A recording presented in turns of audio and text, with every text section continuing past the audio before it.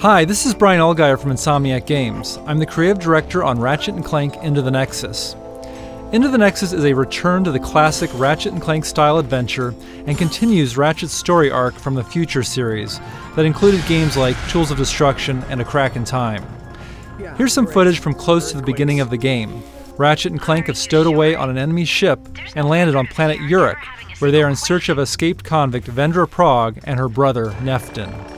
Planet Uruk is considered to be in a haunted sector of the galaxy and was abandoned long ago. It's also the perfect place for Vendra and Neftin's operations. One of the big focuses for Into the Nexus is gravity. This is something that Ratchet games have explored with spherical worlds, and Into the Nexus goes further by incorporating gravity manipulation in both our weapons, gadgets, and a new game mode that I'll be showing in a little bit.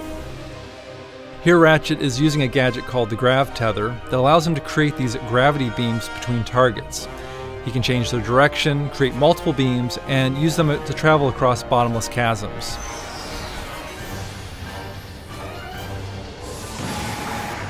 Like the earlier Ratchet & Clank games, this level has a hub area with branching paths.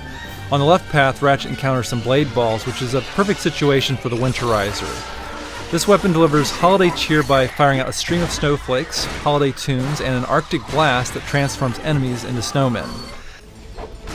So now Ratchet is traveling further into an enemy outpost using his grav boots. Some might recall this enemy faction called Thugs for Less that were featured in Going Commando, the second Ratchet & Clank game on the PS2. When do we get to kill some? Stay frosty, thugs. The enemy could be anywhere. Alright, so these guys are just asking for it. So you can see these enemies have turned into their own unique version of snowmen.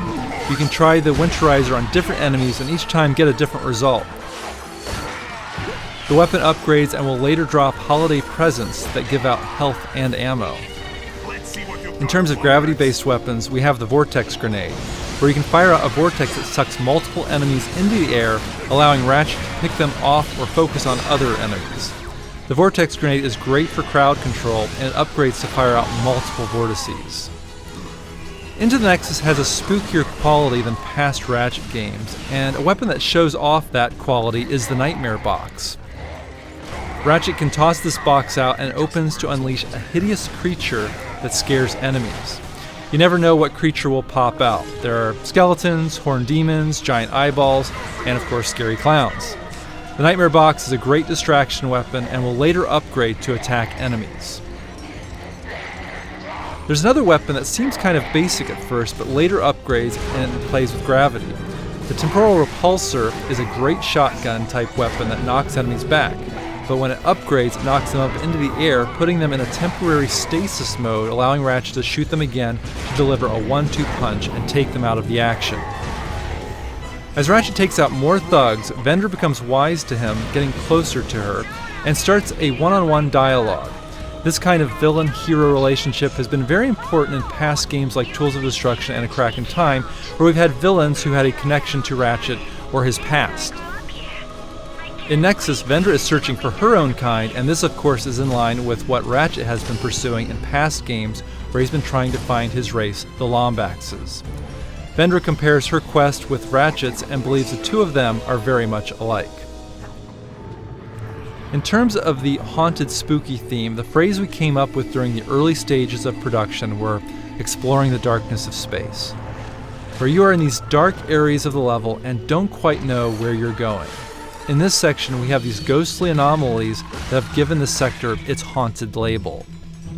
Ratchet and Clank later learn that these ghosts are creatures called Nethers who have escaped from another dimension.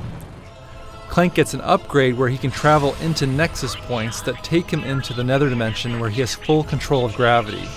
Clank can fall up, down, left and right, and manipulate gravity to move objects around and solve little action puzzles.